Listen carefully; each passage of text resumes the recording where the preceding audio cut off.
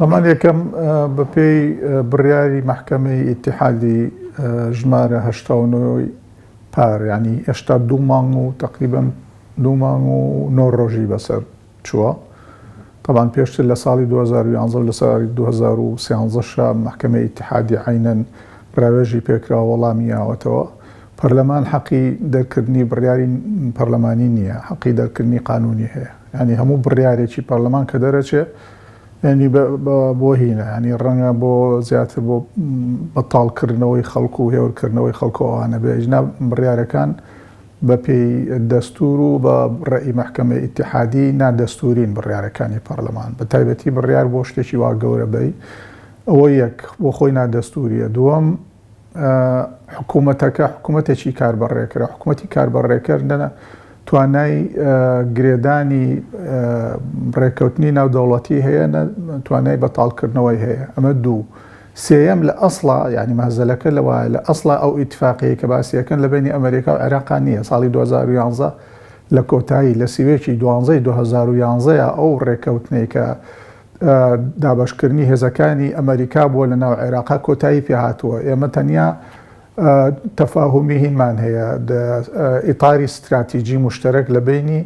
عێراق و ئەمریکا، ئەویش بۆ بژانەوەی عێراق اقتصادی چی لێ بکرێ و چۆن ئەمریکا یارمەتی عێراقدا بۆ ئەوەی موسەساتی خۆی بەهێز بکە لەم بابەتانەیە. ئەویش بۆ خۆی لە ناو پێم وایە مادەی 14 یا بڕگەی 14 لە ڕێکەوتنەی ئیطاری استراتیجیەکە ئەو خۆی میکانیزمی بەتاڵکردنەوەی ئەو ڕێکەوتنەشی داناویش ئەوەیە کە هەرچ لایەک لەم دوو لایەنە ئەگەر ویستیان دەستکاری بکەن یا ئەگەر ویستیان بەتاڵی بکردنەوە بە تەنیا حکوومەتی بەرامبەر ئاگادارە کاتەوە بە نامەیەشی ڕسمی لەو ڕۆژەوەی نامە ڕسمیەکە کار دەستی حکوومەتەکەیکە بۆ دوای ئەو ڕۆژە بە ساڵێک ڕێکەوتنەکە نامێنێت. لەبەر ئەوە بەڕاستی ئەوەی دوێنێ ڕوویان مەهزەلەیە و دەلالەتی غەبائێکی زۆرە لە ناو سوڵتەی تەنفیزی سوڵتەی تەشریعی حکوومەتی ئیتیحادیە کە ئاگیان لەوە نییە شتیوانە، ئاگیان لەوە نییە ئیتفاقی وان نییە لە بینی ئەم دوو حکوومەتە، لە بینی ئەمریکا و لە بینی عێراق. لە ناو هینەکە لە ناو دەقی بڕیارەکە هاتووە پەرلەمان ئەڵێ ئێمە حکوومەت ئیلزامەکەن کە بڕە ئەم بڕیارە جێبەجێ بکە، بەڵام خۆی بڕیارەکە نادەستوریە، یعنی کشتی نادەستوریە تەنیا بۆ ئەوەی زەختێکی زۆریان لەسرە ئێران زەختێکی زۆری لەسەر پەرلەمان و هەڕەشە، ینی خۆ میلیشیاکان بە ئاشکرا هەڕەشەیان لە پەرلەمانتارەکان کرد. بە ناو ناوی پەرلەمان تارەکوورەکان هاتووە ئەگەر نەیەن و دەنگیش نەدەن بە ئاراستەی ئەوان ئەیانەوێ ئەوە ئیتر ڕێگە نایان بێنەوە ناو بەغا و نابێ لە سامانی عێراق بخۆن و لەو بابەتان لە ژێر زەختی ئێرانە ئەمە کراوە لە ڕاستیە. خۆی زۆر باش بوو بەشداری نەکردنەکەی، چکە بە هەر نوعی بڕۆشنایە لەوێ سوکایەتی بوو، لەبەر ئەوەی پێشتر بە هەڕەشەی میلیشیاکانی سەر بە ئێران ئەم کۆبوونەوەیە بۆرانی ئەوان داوایان کردووە، ئەوان نوتوانە هەرچینەیە خائینی نیشتیمانی و هەرچینەیە ئەیکوژین و هەرچینەیە. لەبەر ئەوە لە ڕاستیە پەرلەمانتار نوێنەری گەل ئەبێ بە ئازادی بۆ خۆی بە قەناعەتی خۆی بڕیار بدا، نەک لەژێر تەهدیدی چەکە ئەگەر بەو شێوەیە کە من ئەمەیە تۆ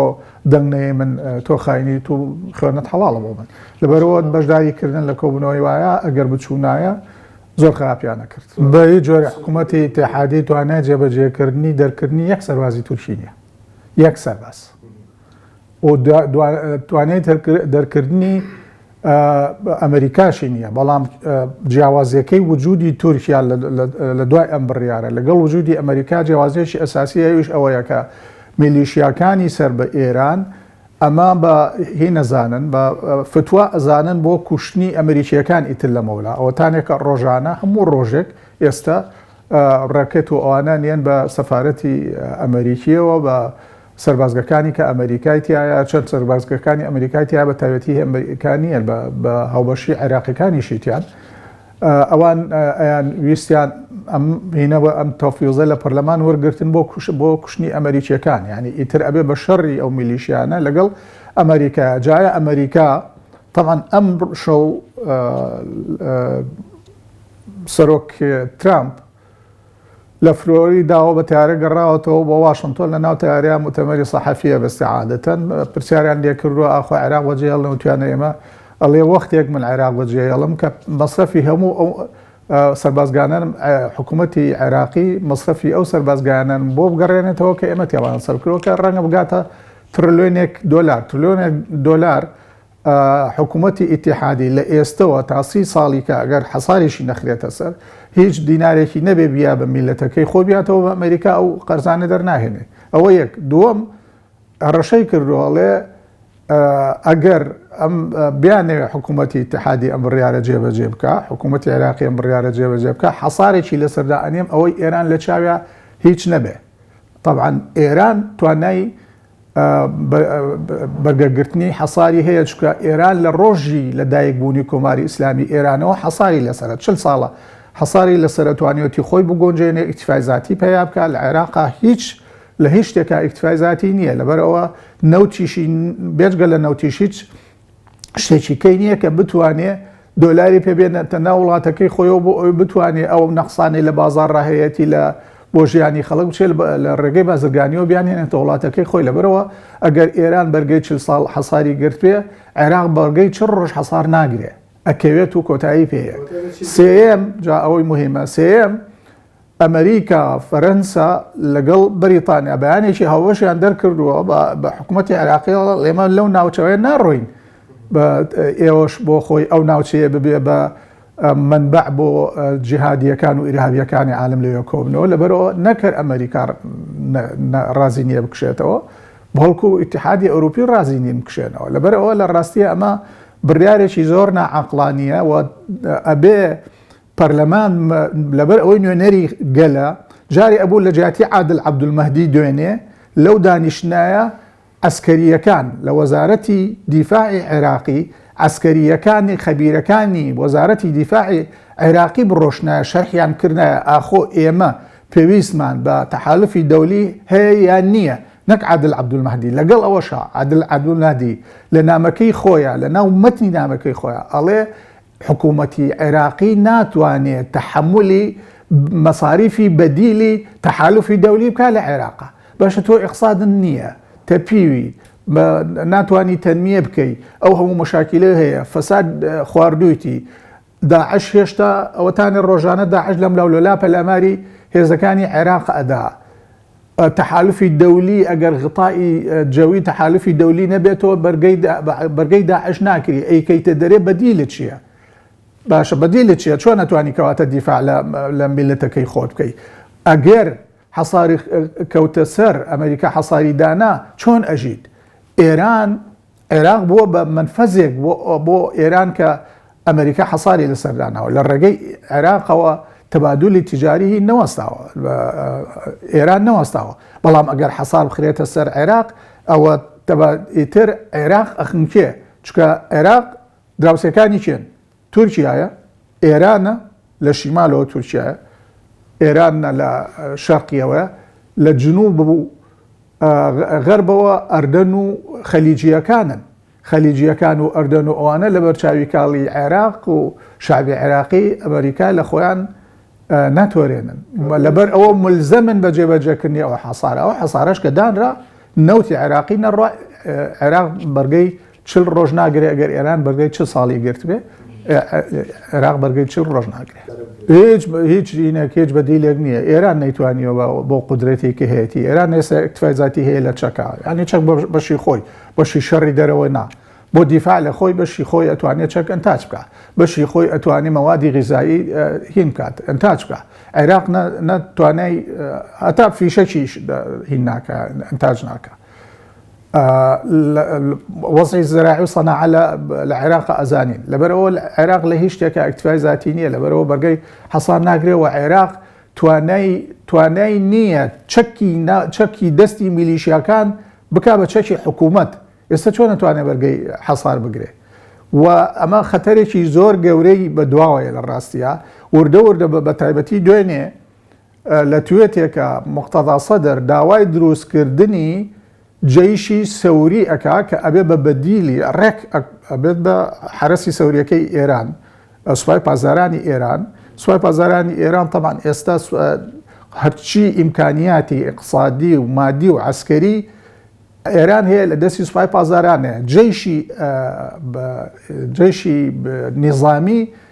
ئێرانی خراوەتە خزمەتی حرەسی سەوریەوە لە عێراق ڕێک دوای ئەم ئیجاعاتانەی کە کراوە ڕێک وای لێیە حرەسی سەوری لە عێراق دروستە بێ جەیش ئەخرێتە خزمەتی حرەسی سەوریە ئەو نیزامی کە لە ئێرانە هەیە لە ڕاستیان نیزامی دیفاعی و ئەمنی ئێران کۆپی فۆتۆکۆپی ئەکرێت لە عێراق جێبەجێ ئەکرێت و ئەمە خەتەری زۆر گەورەی بەدواوێ لە ڕاستیە بەرەو هەڵۆشانەوەی یەکجارێکی عێراق ئەچێ بۆ سێ دەوڵەتەوەکەی زۆر گەڕ دەوڵەتێکی شیعە بە مۆدێلی ئێران دەوڵەتێکی سونە بە مۆدێلی داعش دەوڵەتێکی کوردی بە مۆدێلی بنەماڵی بەرزانی کە ئەمانە بۆ خۆیان هەم لە ناو خۆیان ناتوشی مشکلە ئەبن یعنی لە ناو ئەگەر ببن بە دەوڵەتەوەکەش طبعا لەسەر سنوور و ئەمانە من ناتوانن ڕێکەوەن شەڕ دروستە بێ لە بینی ئەم دەوڵەتانەیە لە بینی ئەم هەرێمانەیە و لە ناو خۆشیانە تووشی مشکلە بکەن چکە مۆدێلی زۆر ناشیرینن ینی شیعەکان ئێستا لەو مۆدێلە ڕاپەڕیون کە هەیە هێشتا جیاوازیەکی هەیە لە مۆدێلی ئێران چجای ئەوەی بێت مۆدێلی ئێرانی بەسەر شیعەکانە بسەپێنی طبعا گەنجەکانی شیعەوەنەی کە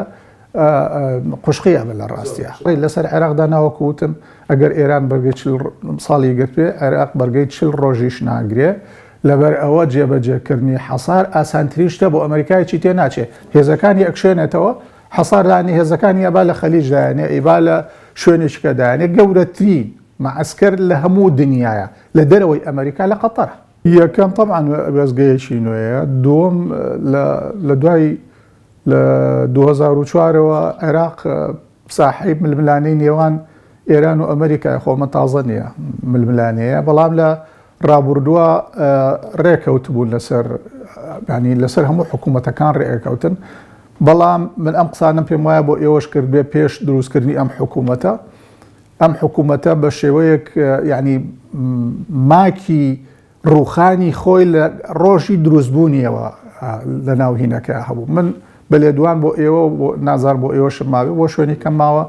توم ئەم حکوومەتەی کە عادل عەبدولمەدی کراوە بە سەرۆکی ناتوانێت ساڵێک بژی لەبەر ئەم هۆیانە لەبەرەوەی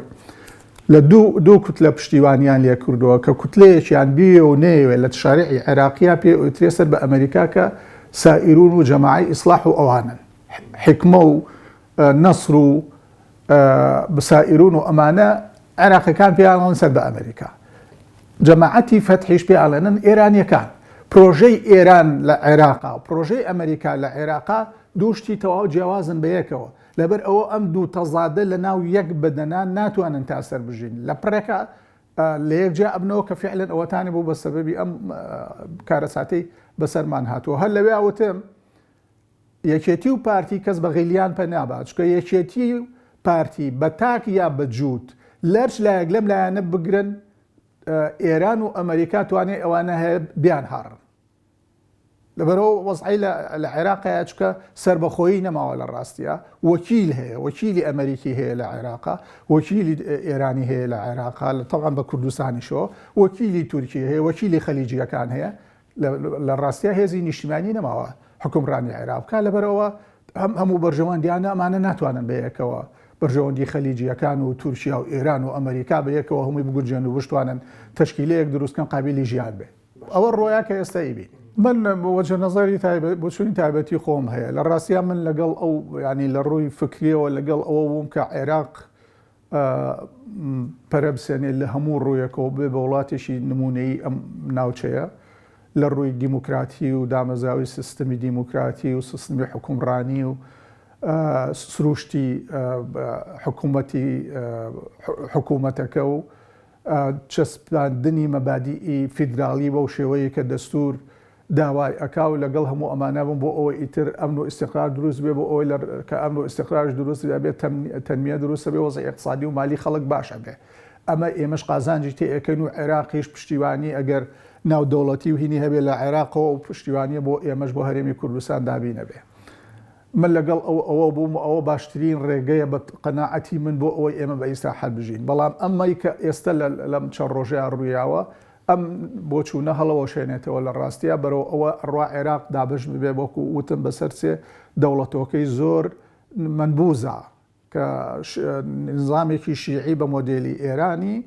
و نظامێکی سونی بە مۆدێلی داعش و نظامێکی کوردی یاخود دەوڵەتەوەکەیەکی کوردی بە بەو عقليەتەی کە بنەماڵی بەرزانی قیادەی دەوڵەت و ینی مؤسساتی حکوومەت و مجتەماعی پێەکەن. ئەمە بۆ ئێمە زۆر خراپە. ئەگەر من لەگەڵ ئەو نەزەریەیە نیم کە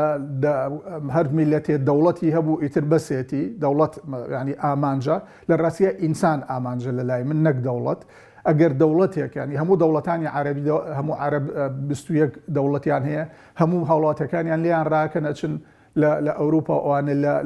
لە وڵاتەکانی خۆیانە بە مهندسی ڕەنگە ڕازی نەبن ئەچن لە وڵاتەکانی ئەوروپا لەبەرەوەی ئازادی هەیە ئەچن لەوێ بە قاپەشۆنیا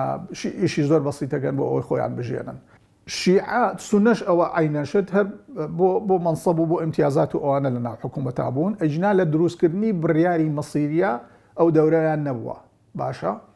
شیعەکان خۆیان وەکو هینە مکەونێکی ڕئیسی حکومڕانی ئەم وڵاتیان کردووە لە ماوەیە. عەقلیەتی شیعە فشەلی هێنا لە حکومڕانیە. شیعەکان لە 1920 شاکە وەختێک عێراق دروست بوو، بەریتانیەکان دەستورێکی زۆر فەوق العادە نەیابیان بۆ عێراقدان. ئەگەر نظامی مەلێکی نەڕووخایەوە ئەو دەستورە بمایە، عێراق ئێستا دێکێک لە وڵاتە هەرن جوان و مستەقرەکانی منطقەی شەرقی ئەوسەتە بوو، ینی نمونەی نەبوو لەبەر ئەوەی نظامەکەی دیموکراتیە بوو، مەلەکی دەستوری بوو، تەبادلی سوڵتە هەبوو، مزاهرەت حکوومەتی ئەڕووخان، ینی بە یەک مزاهرە حکوومەت لە عێراق ڕووخا لە سەردەمی مەلێکیە. ئێستا 3 مانگ و ئەوە چەند ڕۆژە خەڵکی عێراق هەموو بەتایبەتی شارە شیعیەکان ڕژاونەتە سەر لە شەڕی داعشە. ژمارەی برینەکانی عێراق لە شەڕی 4 ساڵەی داعشا بەقەدەر ئەم 2 مانگە برینار نەبووە، بەقەدەر ئەم 2 مانگە سەقەتی دائیمی لێ دروست نەبووە و ژمارەی کوژاوەکان ڕەنگە لە ژمارەی کوژاوەکانە فەرقە بێ. ژمارەی کوژاوەکانیش بەبێ تەقدیراتی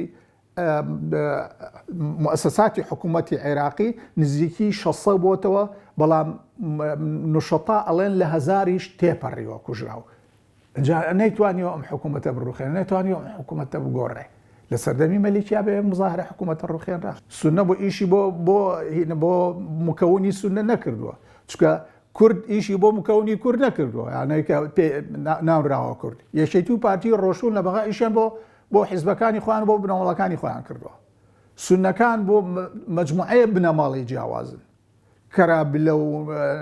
جەماعەتی نوجەیفی و نازانم چێ بەشێک لە وانەی سەر بە عەلاوین و